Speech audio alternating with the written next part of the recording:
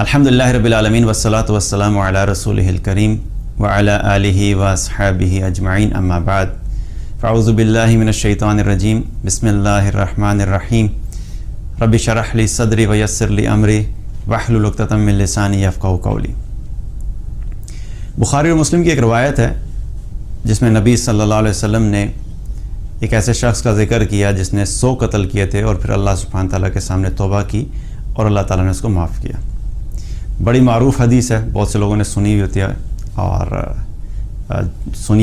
جانتے بھی ہیں اس کے بارے میں، لیکن جب ہم دین کا، قرآن کی آیات کا اور آپ صلی اللہ علیہ وسلم کی احادیث کا مطالعہ تھوڑا ڈیٹیل میں کرتے ہیں تو پھر اس وقت جو خشیت ہوتی ہے، اس وقت جو ایک فیلنگ ہوتی ہے، جب آپ اس کو ڈیٹیل میں سمجھنے کی کوشش کرتے ہیں تب جا کے ہمیں بہت سے ایسی چیزیں سمجھ آتی ہیں جو کہ صرف سن کے ہمیں اس چیز کا اثر اتنا نہیں ہوتا جتنا ہم اس کو ڈیٹیل میں سمجھنے کے بعد ہوتا ہے۔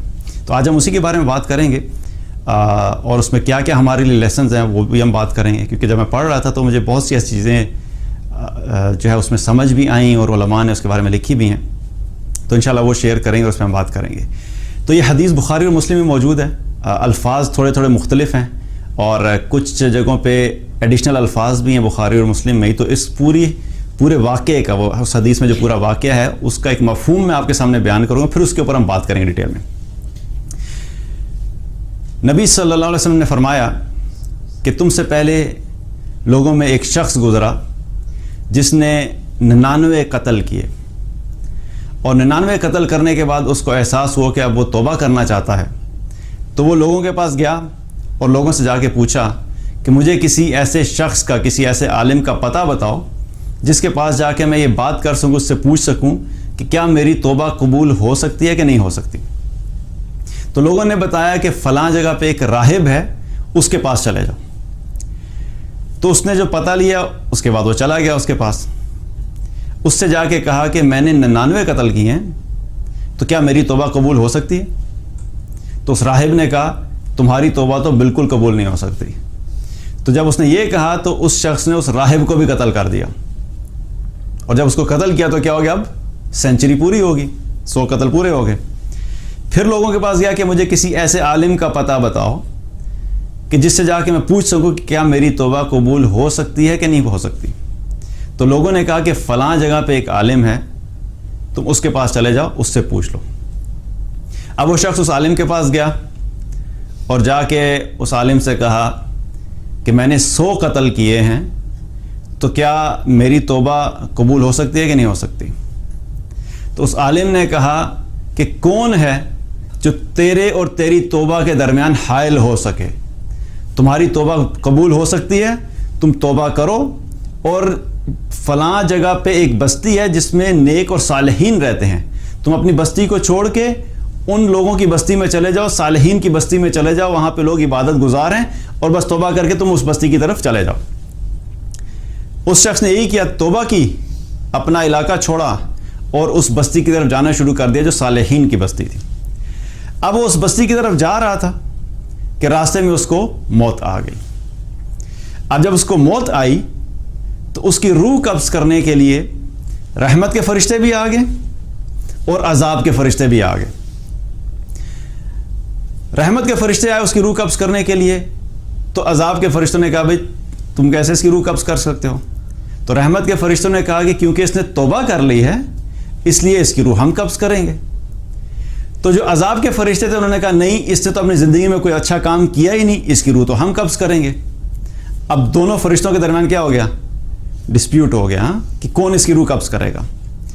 اللہ سبحانہ تعالیٰ نے ایک فرشتے کو آدمی کی شکل میں بھیجا اور ان فرشتوں کے دل میں یہ بات ڈالی کہ اس آدمی کو اپنا حکم بنا لو، کہ یعنی اس کو فیصلہ کرنے والا بنا لو۔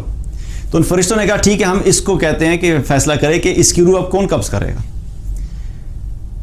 تو اس نے یہ فیصلہ کیا کہ اس شخص کے قدم ناپو، جس نے توبہ کی ہے، جس کی روح قبض ہونی ہے، اس کے قدم ناپو۔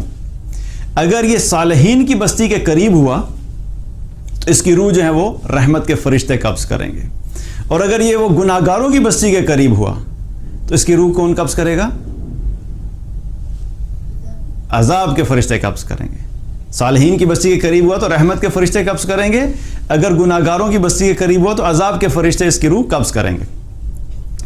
اب جب یہ فیصلہ ہوا تو دونوں فرشتوں نے کہا ٹھیک ہے، اس کے ناپنے کا قدم ناپتے ہیں۔ اب ہو کیا رہا تھا کہ جب اس کے قدم ناپنے کا وقت آیا تو اس کے کچھ قدم صالحین کی بستی سے دور بن رہے تھے۔ سو بیسیکلی اس رول کے تحت وہ اس کو کیا ہونا تھا، اس کو عذاب کے فرشتوں نے اس کی روح قبض کر لینی تھی، کیونکہ وہ صالحین کی بستی سے دور تھا۔ تو جب اللہ سبحانہ تعالیٰ نے یہ دیکھا کہ اس کے چند قدم جو ہیں وہ صالحین کی بستی سے دور ہیں، تو اللہ سبحانہ تعالیٰ نے صالحین کی بستی کی جو زمین ہے اس زمین کو حکم دیا کہ اس شخص کے قریب ہو جاؤ، اور جب وہ قدم ناپے گئے تو وہ شخص صرف ایک بالش صالحین کی زمین کے قریب تھا، اور اس کی روح کو رحمت کے فرشتوں نے قبض کیا اور اللہ سبحانہ تعالیٰ نے اس کی بخشش کر دی۔ یہ سارا واقعہ ہے جو اس حدیث میں موجود ہے۔ اب اس حدیث میں اگر دیکھا جائے تو اتنے سارے ہمارے لیے سبق ہیں کہ ہمیں سمجھنا چاہیے کہ کیا کیا چیزیں ہیں جو کہ ہم تک پہنچی ہیں۔ سب سے پہلی چیز کیا ہے کہ اس نے کیا کیا، وہ بہت بڑا گناہ گار تھا۔ 1 قتل، 2 قتل، 10 قتل، کتنے قتل کیے تھے؟ 100 قتل کیے تھے، 100 قتل۔ تو 100 قتل کرنے کے بعد بھی اس کے دل میں احساس پیدا ہوا کہ میں نے بڑے گناہ کیے ہیں، میں نے بڑی اللہ کی نافرمانی کر دی۔ اس کے دل میں یہ احساس پیدا ہوا کہ اب مجھے توبہ کرنی چاہیے۔ تو کیا پتہ لگتا ہے کہ انسان کی زندگی میں کوئی بھی وقت ایسا ہو سکتا ہے کہ اس کے دل میں یہ احساس پیدا ہو جائے کہ وہ اس نے اللہ کی نافرمانی کی اور وہ توبہ کی طرف آ جائے۔ ہمیں ججمنٹ پاس کسی پہ نہیں کرنی چاہیے۔ ہم کئی دفعہ ہوتا ہے لوگوں کو دیکھ کے کہتے ہیں یار اس کو تو پچھلے میں 20 سال سے دیکھ رہا ہوں، اس نے ایک نماز نہیں پڑھی، میں اس کو پچھلے 30 سال سے دیکھ رہا ہوں، یہ تو فلاں جو ہے یہ زنا کا عادی ہے، یہ شراب کا عادی ہے، اور میں تو اس کو اس کی تو توبہ قبول نہیں ہو سکتی، یہ تو سیدھا جہنم میں جائے گا۔ ہم فوراً ججمنٹ پاس کرتے ہیں۔ ہمیں نہیں پتا کہ اللہ سبحانہ تعالیٰ کب کس شخص کو اس چیز کی توفیق دے دے کہ وہ سچی توبہ کرے، اور عین ممکن ہے کہ اس دنیا سے جانے سے پہلے وہ سچی توبہ کر لے اور اللہ سبحانہ تعالیٰ سے راضی ہو جائے۔ تو کیا ہے کہ توبہ کی توفیق کسی وقت بھی مل سکتی ہے، چاہے جتنے مرضی بڑا گناہ ہو۔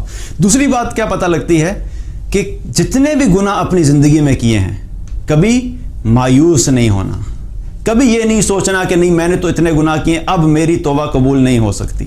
شیطان ہمیشہ یہ کوشش کرتا ہے کہ انسان کو پہلے گناہ کی طرف رغبت دلائے، اور پھر جب وہ گناہ کر لیتا ہے تو پھر وہ کوشش کرتا ہے کہ اس کو رب کی رحمت سے مایوس کر دے۔ تو یہ شیطان کی بہت بڑی اسٹریٹجی ہے کہ وہ پہلے وہ گناہ کروائے گا اور پھر گناہ کرنے کے بعد اللہ کی رحمت سے مایوس کروائے گا، تاکہ وہ میک شور کرے کہ انسان جو ہے وہ اسی حالت میں دنیا سے چلا جائے بغیر توبہ کے، اور اس کا خاتمہ جو ہے وہ اس طریقے سے ہو کہ جہنم میں چلا جائے۔ کیونکہ اس کا ٹارگٹ کیا ہے؟ اس کا ٹارگٹ انسان کو یہ نہیں کہ صرف گمراہ کرنا ہے، اس کا ٹارگٹ یہ ہے کہ گمراہ کر کے اس کا جو اینڈ ریزلٹ ہے وہ یہ نکلے کہ یہ کسی طریقے سے زیادہ لوگ جہنم میں چلے جائیں، اس کا یہ ٹارگٹ ہے۔ تو کیا ہے کہ کسی بھی موقع پہ اپنی زندگی میں اگر احساس ہو جائے تو توبہ کرنی چاہیے، اور اس چیز کو یاد رکھنا چاہیے کہ اللہ سبحانہ تعالیٰ ہماری توبہ کو قبول کرتا ہے۔ زندگی میں کسی وقت بھی ہمیں احساس ہو گیا، ہاں موت سے پہلے کرنی ہے، جب غرغرے کی کیفیت ہوتی ہے، جب بالکل موت کا وقت قریب ہو جاتا ہے، اس وقت کی توبہ قبول نہیں ہے۔ اور ایک اور حدیث میں جو آتا ہے کہ جب سورج جو ہے وہ مغرب سے طلوع ہوگا، یعنی قیامت قائم ہو جائے گی، تو اس وقت بھی توبہ قبول نہیں کی جائے گی۔ تو اس سے پہلے کی توبہ جو ہے وہ قبول ہے۔ اس کے علاوہ ہمیں کیا پتہ لگتا ہے کہ ان لوگوں نے جب کہا کہ فلاں شخص سے پوچھو، تو ایک پادری کا دیا پتہ کہ اس سے جا کے پوچھو، اور اس نے کیا کیا کہ اس نے ایسا جواب دیا کہ اس نے اس کو بھی قتل کر دیا۔ تو ہمیں کیا پتہ لگتا ہے کہ جب بھی کوئی انسان آپ کے پاس کوئی چیز پوچھنے کے لیے آئے یا کسی بھی انسان سے کچھ مسئلہ پوچھنے کے لیے آئے تو حکمت کے ساتھ اس کو جواب دینا چاہیے۔ فوراً ہی اس کو جہنم میں بھیجنے کے لیے تیار نہیں ہو جانا چاہیے کہ آپ کے پاس کوئی آیا، کسی نے آپ سے ذکر کیا کہ دیکھو مجھ سے یہ گناہ ہو گیا ہے، میں نے یہ غلطی کر دی ہے، میں نہیں کرنا چاہتا تھا، میں نہیں کرنا چاہتی تھی، لیکن مجھ سے یہ ہو گیا ہے، اب مجھے کیا کرنا چاہیے؟ اب آپ کے پاس کیا راستے ہیں؟ پہلے کہیں تم نے تو اللہ کی نافرمانی کی ہے، تم تو گئے، تمہارا تو اب کچھ نہیں ہو سکتا۔ اس کو فوراً کیا کیا؟ مایوس کر دیا، اس کو ڈسکریج کر دیا کہ بھئی اب تمہارا کچھ نہیں ہو سکتا۔ تو حکمت کے ساتھ جو احکامات جہاں پہ ہمارے دین میں جہاں فلیکسیبلٹی موجود ہے اس کو یوز کرنا چاہیے، بجائے اس کے کہ فوراً ہی جنت و جہنم کے جو ہے وہ سرٹیفکیٹ پکڑے دوسرے کو بتا دے اور مایوس کر دیا جائے۔ تیسری چیز کیا پتہ لگتی ہے کہ جب بھی کوئی بات پوچھیں کسی اہل علم سے پوچھیں. ہر چلتے پھرتے کے سامنے اپنا مسئلہ نہیں رکھ دینا چاہیے. ہم ہوتا ہے نا, ہم کسی نے بھی کسی کو دیکھا جی اس نے داڑھی رکھی ہوئی ہے, امامہ باندھا ہوا ہے, یا ٹوپی پہنی ہوئی ہے, اور ماشاءاللہ سے شلوار کرتا بھی پہنتا ہے, تو یہ تو بڑا کوئی دیندار بندہ ہوگا, تو چلو جی ہر مسئلہ اسی سے پوچھنا شروع کر دیں. تو یہ جو ظاہری حلیہ ہوتا ہے اس چیز کی دلیل نہیں ہوتا کہ اس انسان کے پاس علم بھی ہے. تو علم والوں کو ڈھونڈیں کہ اللہ سبحانہ تعالیٰ نے جن کو علم دیا ہے اپنے مسائل, اپنی پرابلمز, اپنے ایشوز اہل علم سے پوچھا کریں. اللہ تعالیٰ نے قرآن میں بھی کیا فرمایا, فَاسْأَلُوا أَهْلَ الذِّكْرِ إِن كُنتُمْ لَا تَعْلَمُونَ. تم اہل علم سے پوچھو, اہل ذکر سے پوچھو, یعنی اہل علم سے پوچھو اگر تم نہیں جانتے. تو یہ جو اہل علم ہیں, جو علماء ہیں جن کو واقعی قرآن و سنت کا صحیح علم ہے, ان کے پاس جا کے اپنی باتوں کو ڈسکس کرنا چاہیے, ان سے مسائل پوچھنے چاہیے. اور پھر جب توبہ کی اس شخص نے, تو اس کو کیا حکم دیا گیا کہ تم برائی کی بستی کو چھوڑ کے صالحین کی بستی کی طرف چلے جاؤ. اس سے کیا پتہ لگتا ہے کہ اپنی کمپنی کو چینج کرنا بہت ضروری ہے, کیونکہ آپ جس گناہ کو چھوڑنا چاہ رہے ہیں تو اس گناہ کے جو اسباب ہیں جس وجہ سے وہ گناہ ہو رہے ہیں, اگر آپ ان کو نہیں چھوڑیں گے تو آپ دوبارہ اس گناہ میں آ جائیں گے. مثال کے طور پہ کوئی شخص ہے, اس کی وہ اپنے دوستوں میں ہے اور اس کے دوستوں کو ڈرنکنگ کی عادت ہے. اب اس کو بھی عادت پڑ گئی, لیکن اس کو ریئلائز ہو گیا تھوڑے عرصے کے بعد کہ میں بڑا گناہ کر رہا ہوں, یہ تو حرام چیز ہے اور اللہ کی نافرمانی ہے, اور اگر میں شراب پیتے ہوئے چلا گیا اور اسی حالت میں چلا گیا تو میں تو آخرت میں ناکام ہو جاؤں گا. اس کو ریئلائز ہو گیا. اب اس نے ارادہ کیا کہ میں ڈرنکنگ کو چھوڑ دینا چاہتا ہوں, اور اس نے چھوڑ دی. لیکن کیا ہوا کہ اس نے توبہ کر لی کہ بھائی اب نہیں پیوں گا. اگلے دن اپنے دوستوں کے پاس گیا, وہ دوست لے کے پھر بیٹھ گئے. اب یہ ریزسٹ کرے گا, لیکن کیا ہے, چانسز کیا ہیں, وہ پھر دوبارہ اس چیز میں آ جائے گا. اسموکنگ کا بھی یہی ہے, اسموکنگ شروع کی, پتہ لگا غلط ہے, چھوڑ دیا, پھر دوستوں کے پاس ہے, آج اگر کوئی فرق نہیں پڑتا یار, 2-4 پف لگا لے, اس سے کوئی فرق نہیں پڑتا. اچھا تو نے ڈرنکنگ چھوڑ دی ہے, صرف ایک پیک تو لے لے, ٹن نہ ہوئی لیکن ایک پیک تو لگا لے, کوئی فرق نہیں پڑتا. اس طرح کے پھر آپ کو جسٹیفیکیشنز ملتی ہیں, دلائل ملتے ہیں, دوست اپنی محبت جتانے کے لیے کہ یار تو ہم سے کٹ جائے گا, دیکھ اچھا تو نہیں لگتا, اسلام اتنا اسٹرکٹ مذہب تو نہیں ہے کہ اپنے دوستوں کو چھوڑ دو. اچھا تم پراپر ڈرنکنگ نہیں کرنا, سوشل ڈرنکنگ کر لو, تھوڑی سی پی لو, اتنا تو مسئلہ نہیں ہے نا. اچھا شراب اس لیے منع ہے نا کیونکہ انسان اپنے حواس کھو دیتا ہے, تو تم اپنے حواس نہ کھولنا, تم تھوڑی سی پی لینا. تو اس طرح کی آپ کو باتیں ملتی. کیا ہے کہ آپ کے اوپر کمپنی کا پریشر جو ہے وہ دوبارہ سے ہوگا جس جگہ پہ آپ گناہ کر رہے تھے. تو کیا ہے کہ اس کمپنی کو چھوڑنا, اس جگہ کو چھوڑنا جہاں پہ آپ کو پتا ہے کہ آپ دوبارہ اس گناہ میں ڈل سکتے ہیں. تو اس میں کیا ہے کہ اس جگہ کو چھوڑ کے کسی نیک لوگوں کی صحبت میں آنا. اور یہ صرف بستی کا نہیں ہے, آپ اپنی کمپنی چھوڑ کے گناہگار جو لوگ گناہ میں آپ کو ترغیب دیتے ہیں ان کو چھوڑ کے آپ صالحین کی کمپنی کو اختیار کریں. ایسے لوگ جو آپ کو اللہ سے قریب کرتے ہیں, ایسے لوگ جن کے پاس بیٹھ کے آپ کے دل کو سکون ملتا ہے, ایسے لوگ جن کے پاس بیٹھ کے آپ کو آخرت کی فکر ہوتی ہے, ایسے لوگ جن کے پاس بیٹھ کے آپ کو یہ ریئلائزیشن ہوتی ہے کہ دنیا ختم ہو جانی ہے اور اصل زندگی آخرت کی زندگی ہے, اور آپ کے دل میں یہ جذبہ پیدا ہوتا ہے کہ میں نے آخرت کے لیے تیاری کرنی ہے.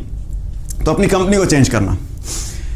اس کے بعد کیا پتہ لگتا ہے کہ جب وہ جانے لگا تو فرشتوں میں کیا ہوا کہ آپس میں یہ بات ہوگی, فرشتے, رحمت کے فرشتے بھی آ گئے اور عذاب کے فرشتے بھی آ گئے.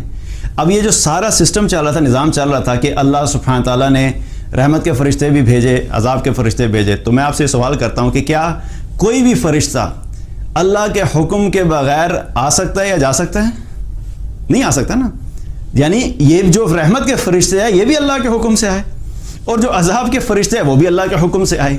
اور پھر اللہ سبحانہ تعالیٰ ان دونوں کے دلوں میں ویسے بھی تو بتا سکتا تھا, حکم دے سکتا تھا رحمت کے فرشتوں کو کہ بھئی تم رک جاؤ, عذاب کے فرشتوں کو کہتا تم واپس چلے جاؤ, بس یہ رحمت کے فرشتے کر لیں گے. لیکن اللہ سبحانہ تعالیٰ نے پورا جو ایک نظام چلایا ہم تک پیغام پہنچانے کے لیے, کہ اللہ سبحانہ تعالیٰ اپنی رحمت ہمیں بتانا چاہتا تھا کہ اللہ سبحانہ تعالیٰ کس طریقے سے اپنے بندوں کے لیے اسباب پیدا کرتا ہے اور اپنے بندوں کو کامیاب دیکھنا چاہتا ہے. تو وہ جو فرشتے ہیں وہ بھی اللہ کے حکم سے تھے, اور بیچ میں جو فرشتہ اللہ نے بھیجا وہ بھی کس نے بھیجا؟ اللہ ہی نے بھیجا. تو یہ سب چیزیں بھی کیا پتہ لگتے کہ تمام چیزیں جو ہو رہی تھیں وہ اللہ کے حکم کے بغیر ایک چیز بھی نہیں ہو سکتی. پھر اگلی بات کیا پتہ لگتی ہے کہ جب اس کے قدم ناپنے کا وقت آیا تو اللہ سبحانہ تعالیٰ نے صالحین کی بستی کو حکم دیا, اس بستی کی جو زمین ہے اس کو حکم دیا کہ اس بندے کے قریب ہو جاؤ, بندے کے قریب ہو جاؤ. یہ سارا جو نظام چل رہا ہے آپ ذرا امیجن کریں کس کے لیے چل رہا ہے. یہ کوئی اللہ کا ولی تھا, یہ کوئی صالحین میں سے تھا, یہ کوئی متقین میں سے تھا. 100 آدمیوں کا قتل کرنے والا, اس کے لیے سارا نظام اللہ سبحانہ تعالیٰ چلا رہا ہے. تو آپ سوچئے کہ جو اللہ کے صالحین بندے ہوں گے, جو اللہ کے متقین ہوں گے, جو اللہ سبحانہ تعالیٰ کے قریب ہوں گے, مقربین ہوں گے, ان کے لیے اللہ کی محبت اور رحمت کیسی ہوگی. اس بندے کے لیے اللہ نے پوری زمین کو ہلا دیا, پوری زمین کو ہلا کے حکم دیا کہ زمین کو کہا کہ قریب ہو جاؤ. اتنی اللہ سبحانہ تعالیٰ کو اپنے بندوں سے محبت ہے کہ جو بندہ توبہ کر کے آ رہا ہے وہ کسی بھی طریقے سے ناکام نہیں ہو, بس اللہ سبحانہ تعالیٰ چاہتا ہے کہ کامیاب ہو جائے. یہ ایسے ہی ہے کہ آپ نے ایگزام میں جب وہ اپنا پیپر کیا, اب آپ نے پیپر کیا, کچھ ایسے اسٹوڈنٹس ہوتے ہیں جو کہ بہت اچھے پرفارمر ہوتے ہیں, جب بھی وہ پیپر کرتے ہیں 95%, 90%, 100%. ٹیچر کو پتا ہوتا ہے کہ میرا یہ جو اسٹوڈنٹ ہے نا یہ ہمیشہ 90+ ہی لیتا ہے. کچھ اسٹوڈنٹس ہوتے ہیں میری طرح کے جو بالکل لائن پہ, یا اللہ 100 میں سے 33 آ جائیں گے نا. مجھے ابھی بھی یاد ہے کہ FSC میں میں نے جب انگلش کا تھا پارٹ 2 میں, تو مجھے اتنا مشکل لگتی تھی انگلش لٹریچر کہ میں دعا کرتا تھا کہ یا اللہ بس 100, ہمارے پاسنگ مارکس ہوتے تھے 33% اس وقت کی بات ہے, تو میں دعا کی یا اللہ مجھے کسی طریقے سے پاس کر دے, بس 100 میں سے 33 آ جائیں. تو اللہ نے دعا قبول کی, وہ 100 میں سے 33 ہی آئے, 33 ہے, 100 میں سے 33 ہے. تو پھر بعد میں مجھے ریئلائز ہوا کہ کاش میں کہتا یا اللہ تھوڑے زیادہ ہی آ جاتے. تو بات کیا ہے کہ کچھ اسٹوڈنٹس ایسے ہوتے ہیں جو کہ بالکل لائن پہ ہوتے ہیں.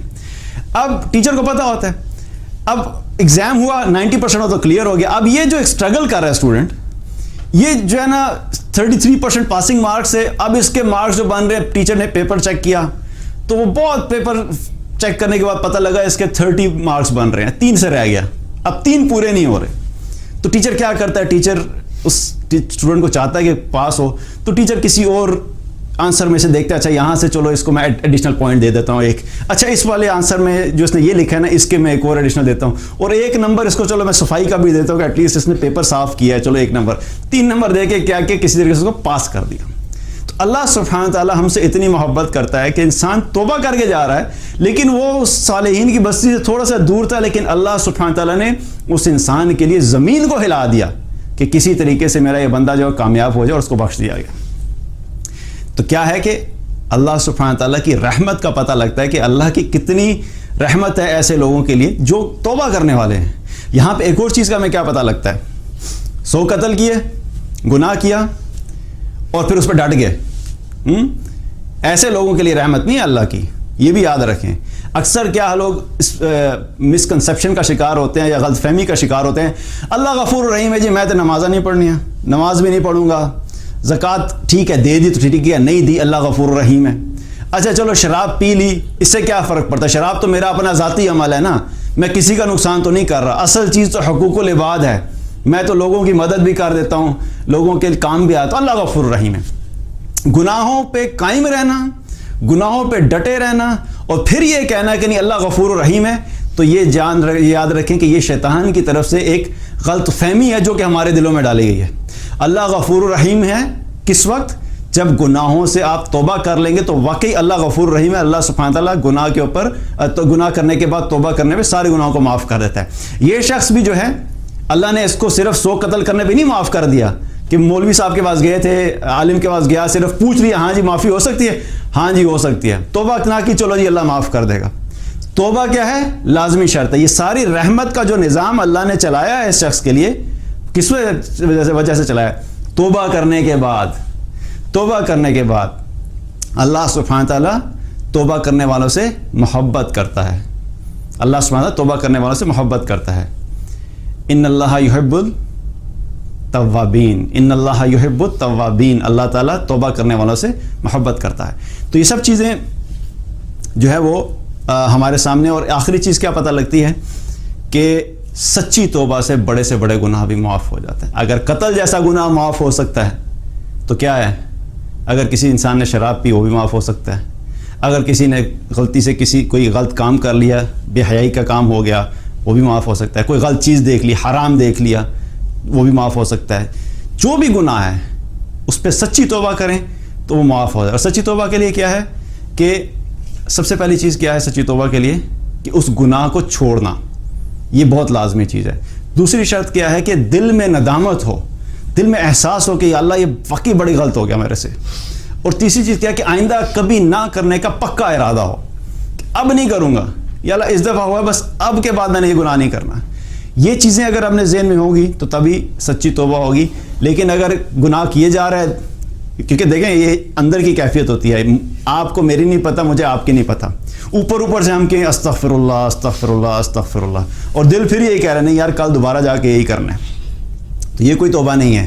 انسان کے دل کی کیفیت ہے جس سے پتہ لگتا ہے کہ واقعی سچی توبہ ہے کہ نہیں. تو اپنا دل بھی اس چیز کے اوپر ہو کہ میں نے آئندہ نہیں کرنا, اور پکی کوشش کرنی ہے. کیونکہ اکثر مجھے میسیج بھی آتے ہیں, اور ہم لوگوں کا ایک پرابلم بھی ہے کہ میں ایک گناہ چھوڑنا چاہتا ہوں اور میں نے چھوڑ دیا تھا, اور پھر میں کچھ دن کے بعد پھر شروع کرتا ہوں, اور پھر میں چھوڑنا چاہتا ہوں لیکن مجھ سے چھوٹ نہیں رہا. تو یاد رکھیں کہ جو سچی ول ہوتی ہے نا, جو اندر کی طاقت ہوتی ہے, وہ اگر واقعی سچی ہے تو انسان وہ گناہ چھوڑ دیتا ہے. لیکن جب نہیں چھوڑ پا رہے کہ آپ نے اندر سے ارادہ ہی پکا نہیں کیا تھا, ہاف ہارٹیڈ ایفرٹ جو ہے وہ پکی توبہ نہیں ہوتی. پکا ارادہ اور اس کے بعد بالکل چھوڑ دینا. ہاں یہ ہے کہ ہم نے چھوڑ دیا اور بہت عرصے بعد کہیں پھر غلطی سے کوئی چیز ہو گئی تو وہ ایک الگ بات ہے, کیونکہ انسان پرفیکٹ نہیں ہے. لیکن ساتھ ساتھ چل بھی رہا اور ساتھ ساتھ مجھ سے چھوٹ نہیں رہا, مجھ سے رکا نہیں جا رہا, تو یہ کوئی چیز نہیں ہے. تو کوشش کیا کرنی ہے سچی توبہ کے لیے اس چیز کو چھوڑنا. تو جو بھی کرتا ہے سچی توبہ کرتا ہے, اللہ سبحانہ تعالیٰ اس کی سچی توبہ کو قبول کرتا ہے. اللہ سبحانہ تعالیٰ ہم سب کو گناہوں سے محفوظ رکھے, اور اگر کوئی گناہ ہو گیا ہے تو اللہ سبحانہ تعالیٰ ہمیں سچی توبہ کرنے کی توفیق عطا فرمائے. بارک اللہ علیہ ولکم. السلام علیکم ورحمۃ اللہ وبرکاتہ.